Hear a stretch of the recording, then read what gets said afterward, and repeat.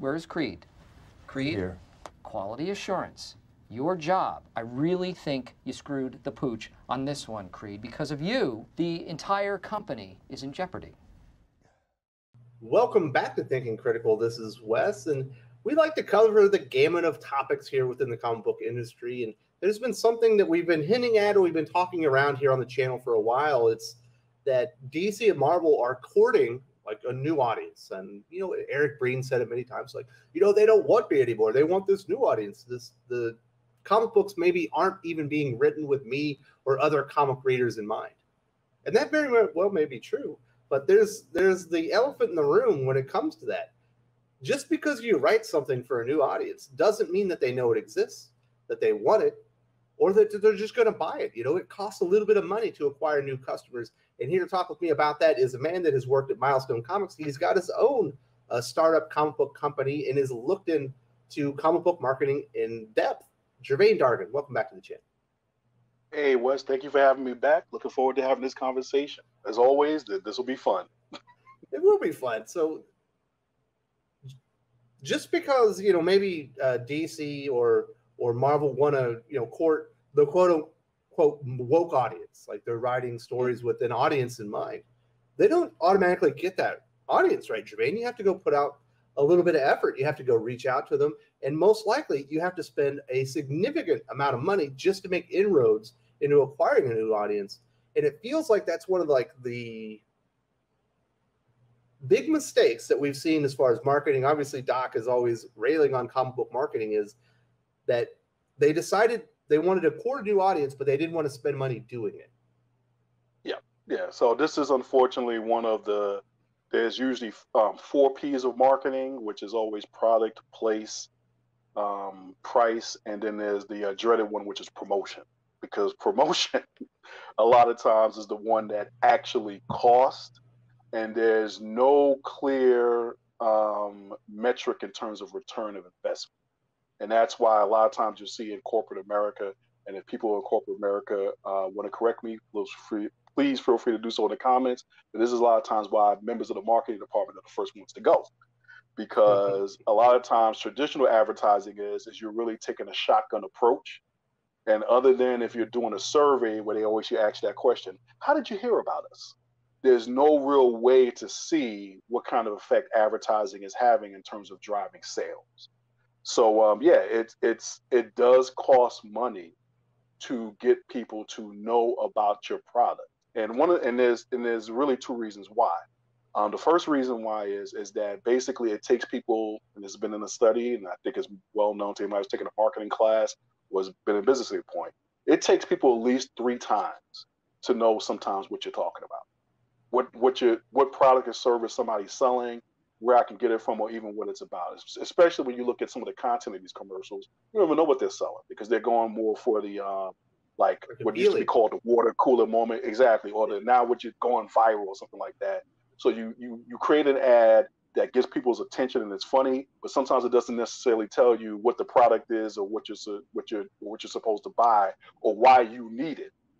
But the other reason why, and I don't lose my train of thought of this, is that actually the most effective means of advertising is word of mouth, and that's what it is. And word of mouth technically doesn't cost you anything.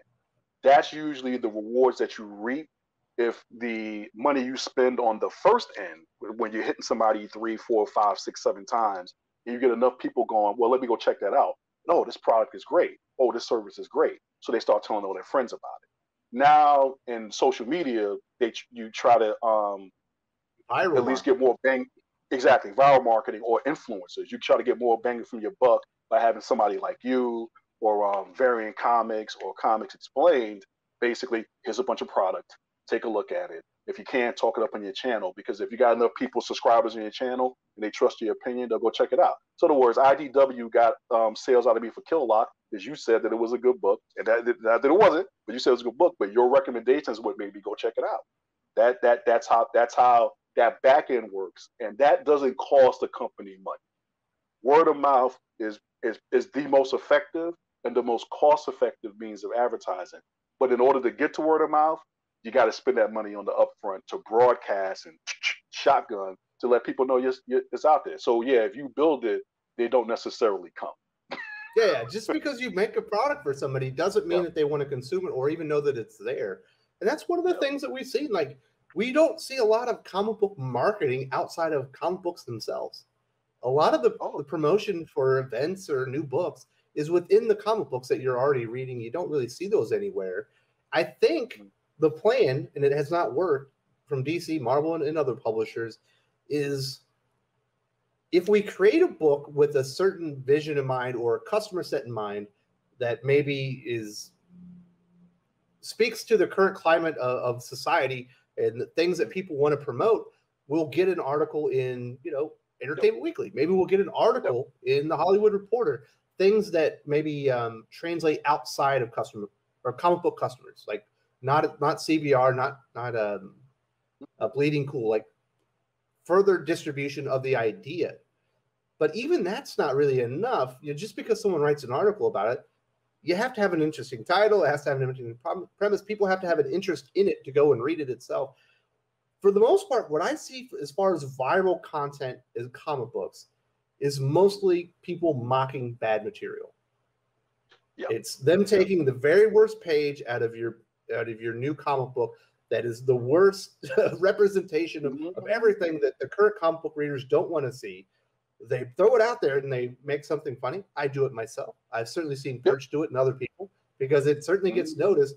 People like it, they share it, and then everyone mocks the crap out of it. Yeah, it's like when we had our little jamboree with I'm Not Starfire.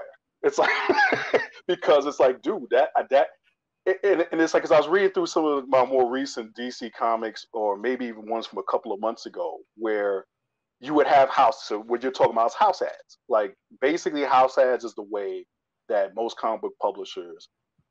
It's kind of like if you were back in the day when you had 3 networks and you're watching a sitcom and they take some commercial time out right before they go back to the show to basically say, and on Tuesday, this show is coming up and that show is coming up, in the hopes that if you were on NBC that night checking this one out and you like that, you might come back on Thursday to check this one out. And that works. You can always see what they think is going to be the big show because that's the one that they promote 5 times during the Super Bowl. Exactly. And that works, other than with the advent of cable, that worked because we all would buy a machine, a little box called a TV, and you would click it on and it was unlimited. I could watch whatever I want without having to pay for it. With a comic book, I'm paying for something. And so you taking that approach of like, well, now that you spent $4 and now I'm going to put a bunch of house ads to buy something else. Yeah, that might have worked if you were giving me material similar to what I just bought, because that's lined up with my interest. But when you want to put I'm Not Starfire as a house ad in a comic book for a guy like me, is the expectation that I'm going to go, hey, my girls would like this, therefore I'm going to do this, and that, when really I think 9 times out of time what the reaction is, why are you pitching this to me? It's like, I'm not going to read this. And as a matter of fact, based on what this is, I'm not subjecting my kid to this. And so it's like, it's very, now this is going back to Doc, because you're right, with D-list. It's like, it's lazy marketing. It's lazy promotion. Because I hesitate to use marketing, because that's how most people say marketing equals promotion, but it's bigger than that. But it's lazy promotion. It's like you telling me about this book while I'm reading Seven Swords or Superman, or me, if I'm reading the New York Times and coming up, is not going to translate into me running to the bookstore to get this for my kid. My kid has to express an interest in that first on some level, and especially at now at $9.99 a pop. So I'm going to get that price stuff in there real quick. $9.99 a pop. But the thing is that if you want to put that ad in the troll school, if they're still calling that the Scholastic book thing they give out to school, perfect. My kid will see it. They'll come home and they say, "Mom, can I get this for $10?" And we're good to go. But you pitching that in a comic that I'm reading, that doesn't do anything, and it's just the laziest of promotions. Even house ads make sense. House ads make sense because if I might never hear about that book other than me going through the book and seeing a house ad for that. But it just can't be that one prong of a strategy. And that whole, if I make this book interesting and then do a press release thing, you're right. It's like, because they're not involving the influencers in this sense in terms of promoting the book. In other words, they don't have a real sales team. And that's really what the problem with comic books are, is that they don't have a sales team. They don't have a sales team in terms of sales reps. which usually seems to go to maybe the distributors, and they don't have a sales team internally. It feels like, I'm sure that people who have titles, and that's what it is. But it's like, you heard me say it on the channel on Aficionados. I said, well, they need to start paying me to get all the kids on the west side of Chicago interested in comics. You need to start feeding me product, feeding me posters, feeding me something so that I can help you get these kids interested. Because right now, I have, free of cost to the WWE, I have now pretty much created a second generation WWE Universe member in my household by the name of my daughter Raven. She is now in her room, going to Peacock by herself, watching pay-per-views by herself, insisting that when WrestleMania was on, that we watched the first night as part of dinner and had all of us sitting down there for 3 or 4 hours or more. That's what you want to happen. That's how you introduce a kid into becoming the adult one day that will spend all her disposable income on Sasha Banks t-shirts and, and bobblehead dolls and everything else. Mm-hmm. Now, that was a service I have provided to you for free. In the real world, you should be paying me for that. For that unearned income and revenue. Well, there needs to be some type of incentive. And there's one thing that I hear a lot, and I don't agree with this, and this is probably going to make some readers or viewers mad. It might even make you a little upset. I don't imagine so. You're pretty level-headed. There's always that they wrote this for an audience that doesn't exist. I think the audience exists, but they forgot to promote it to them. That's the problem. Yeah. There are people that will probably read that product and enjoy it. It might even be willing to spend $4 or $5 for it. Probably a lot of them would. There are comic books within the graphic novel sections and other sectors with this kind of material that sell. But they don't know that DC Comics or Marvel Comics are a destination for that material. Yes, and this is something that I totally agree with you with, and this used to come up in discussions with Milestone. I used to bring this up with some of the others at Milestone when we had those moments to talk about this. And I said, why is it that with Milestone, you guys are only promoting in certain places? So in other words, now it turns out, if my understanding was right with Milestone, was that DC was responsible for basically the promotion of the book and things along those lines, and also the distribution. So I said to him, I've never seen an ad for Milestone in Vibe magazine. So Vibe was like a big hip hop magazine back in the day. I said, I haven't seen one ad in it, not even like a press release article on it, really. Now, there may be one, so don't make me out to be a liar. I'm just saying from my experience, I used to have a stack of Vibe magazines like this. I just don't remember going, oh, that one time I saw Milestone come up in the column in Vibe magazine. I just didn't see it. It definitely wasn't in advertising. Or XXL, which was like a little bit more racy hip-hop magazine, which is like basically a bunch of big booty photos all the time. Mm-hmm. But the places that, if you were trying to pitch to that demographic, which is that audience that you say it doesn't exist, but it does exist, you weren't getting hammered with promotion about these books. So basically, it was, you were already a Black comic book fan who was already in the ecosphere, if you will, and that's how you knew about it. So again, if anybody in our circles wanted to know about, well, where the comics feature Black superheroes, something like that, they would have to come talk to us. Or they would have to walk into a comic store, or since the newsstand was still something going on there, they would just come across it in a newsstand. But you're right. There was this whole demographic out there. There was this whole audience who would have been interested in something like that. But because DC wasn't actively reaching out to them, it just wasn't. I mean, Milestone did well, don't get me wrong, but I think the audience was bigger than that. So when they would go to like women's expos, from what I heard, because that was a little bit before I got there, they would clean up.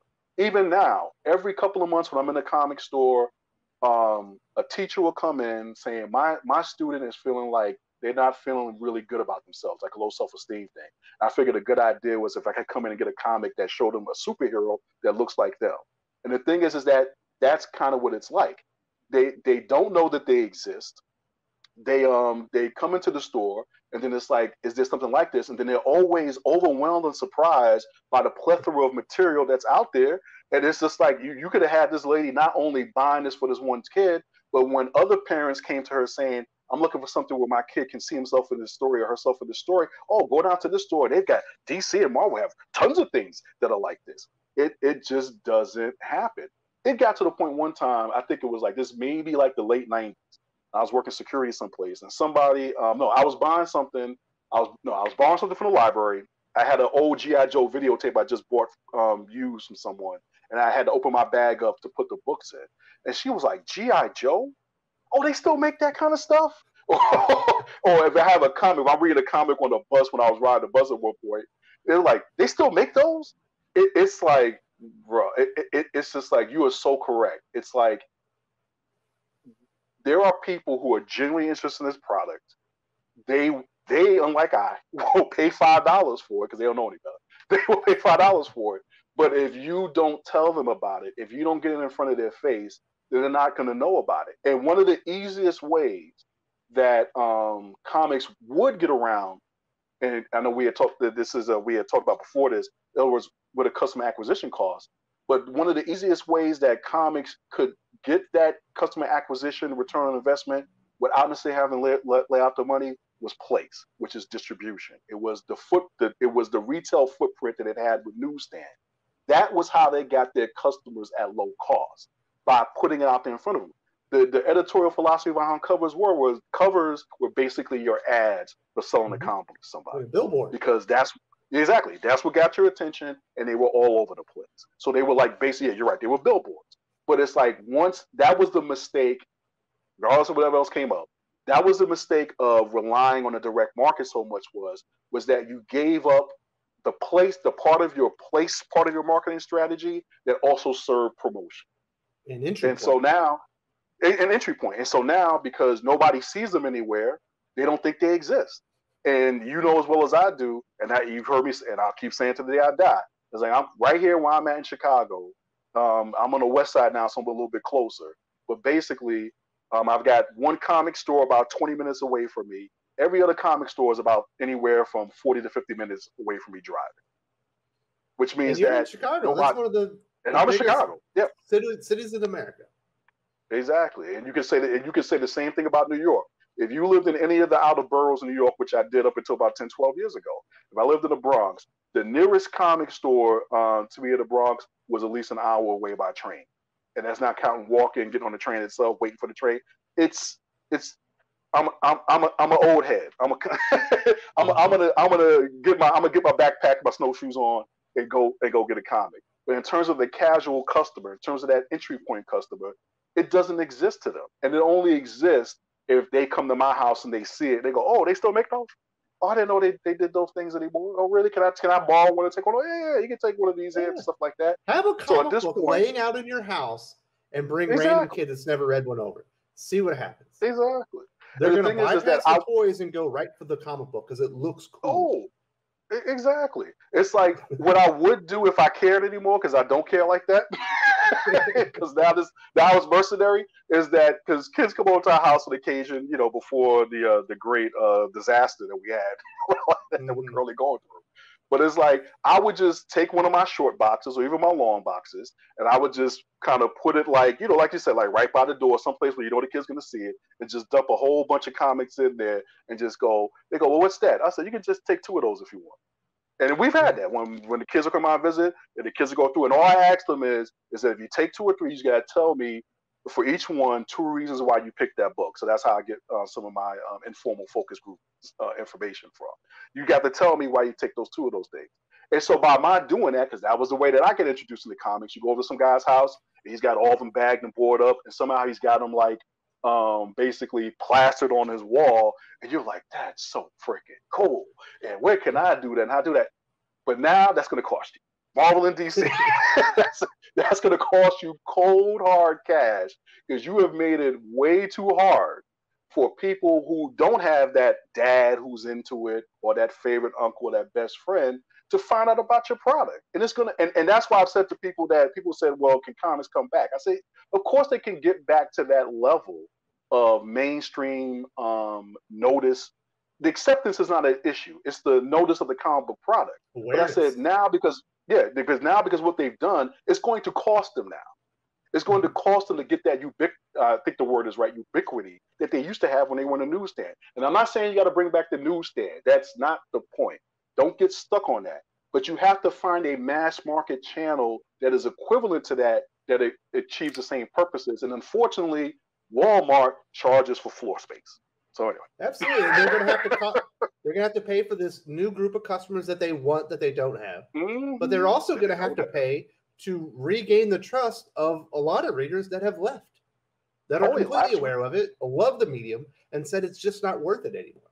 And so it's going to cost them even more to gain that trust back as well. Yeah. Because comic book marketing is essentially right now, it's a self-licking ice cream cone. It exists only to support itself. There's no other reason for that. Let's put comic book ads in comic books. Let's do press releases on comic book websites. Wow. Yep.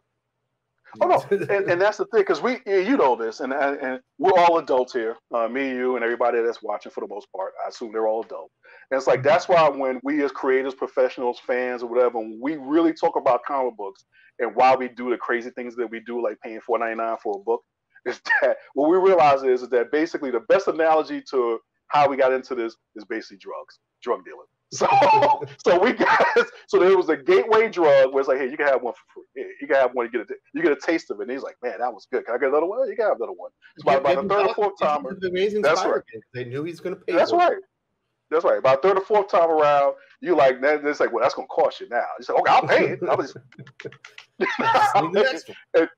And then we get to we're all of us now. And I think because if you're an aficionado of comics, then you just have to admit you're a late stage addict. So it's like, so we'll sit there. Now I think I'm a little bit better than some of the late stage addicts and others because I will break runs because I'm more of an artist driven buyer purchaser than a writer. And it's like I will break a run if the art ain't right. But the thing is that you will read Amazing Spider-Man long after it's good because you're just hoping it gets better. It's like, I just remember that last high. I remember it's like, this one's okay. It's not too much. Maybe they put a little baking soda in it. Some of that That's Walter okay. White blue again. That's right. But if I keep supporting this, they'll get back to it. And there's nothing wrong with that because you love the medium. You love the characters. You love the stories. It's your happy place. It's like when I sit down to watch, if Married Children comes on, I'm there in front of the screen, even though I've seen it like 1,000 times. And it's like, don't ruin it by bringing it back. But when you're hooked into it, there's nothing wrong with that because you enjoy it. It brings you joy. It's funny, it's good, whatever it is. But that's what you're dealing with. So now the thing is that, and there's nothing wrong with that model. Just about every business operates on that model. You can call it customer loyalty or brand loyalty, whatever it is. You're getting an experience that you enjoy, you're willing to pay for it. The problem is they need the next crop of addicts to come along. And and I don't think there's enough of us who currently are there that can introduce the product to the new group enough for them to get to where they want to be. So this whole thing, and you're seeing a lot of this reflected in the rising cover prices. I know a lot of people disagree with me about this. Inflation. I've seen just as many reports, studies for those who've done studies on comic book inflation that will tell you that the actual price of a comic book at this point should be $250. Okay? Mm-hmm. Now, if we want to debate about that all day long, we can debate about that. But the simple fact of the matter is, I know for a fact that two people in the interview, one was Jim Lee and one was Dan DiDio, and they're plugged in enough that they said in a public interview that you can go on ICV2 and look up that interview. Fine. They said that for a long time we were using rising cover prices to cover the fact that people were just walking away. Those lapsed readers that you're talking about. There are people who like the product for one reason or another, and and I don't disagree with the woke stuff to a certain extent because I do think where that woke stuff comes from is from a complete, not only just people just wanting to shove a political message and agenda down people's throat, but also a lack of craft. Because if you had any sense of craft, you would know you could shove that political down their throats without them knowing about it if the book was entertaining. And that's the first rule. It just has to be entertaining. Nobody was running Denny O'Neil out of town. And Denny O'Neil was probably just as much of a leftist, socialist, progressive, whatever it was, as anybody. But he knew he had to entertain first. But the thing is, but in the same flip of that coin, to act like there isn't a quote-unquote woke crowd out there that you can extract money from is equally foolish. So it's like but you have to know who you're selling to. But to sell the woke product to the crowd that can't stand wokeness, that's where the laziness comes from. And that's where Doc is absolutely right about the D-list of marketing. Don't sell me it's not Starfire. I have no use for it. I have no interest for it. It's like I know more about that book than my kids do. I know more about that book than my kids do. I know more about Primer than my daughters do. And actually, I tried to put Primer on one of my girls, and they just kind of like, when I wasn't looking, went. And to just real quick on that one, because what I started learning from my daughters was, and this is what I've tried to tell other people when it comes to, even when you're marketing to, like, say, a Black audience in general, what we all share in common is this, is that it's about genre. People are attracted to the genre. So when I asked my daughters about, there was this book that I gave them, and I was like, well, why is it that you didn't like it? It's like, I like fairy tales. I like fantasies. That's what I like. Now, if you have a Black girl who's doing the whole fantasy or fairy tale thing, that's just a cherry on top in terms of her now having more interaction or developing more brand or character brand loyalty, if you will. But it's just like when my daughter watching WWE, oh, you best believe, son, she's there for the women. Whether you, all the rest of y'all like it, the woke world like it, the anti-woke world like it or not, she is there for the women, and Sasha Banks in particular. She is there for the women, and there's nothing wrong with that. Matter of fact, after that last WrestleMania, I'll probably start showing up just for just the women, because that Bianca Belair, Sasha Banks thing was off the hook. But we got my daughter one of those Sasha Banks like pop heads, the pop vinyl figures, and she's just spent an afternoon painting Sasha's hair the current color that it is now. That's what you want. But her entry point into WWE was the women's division.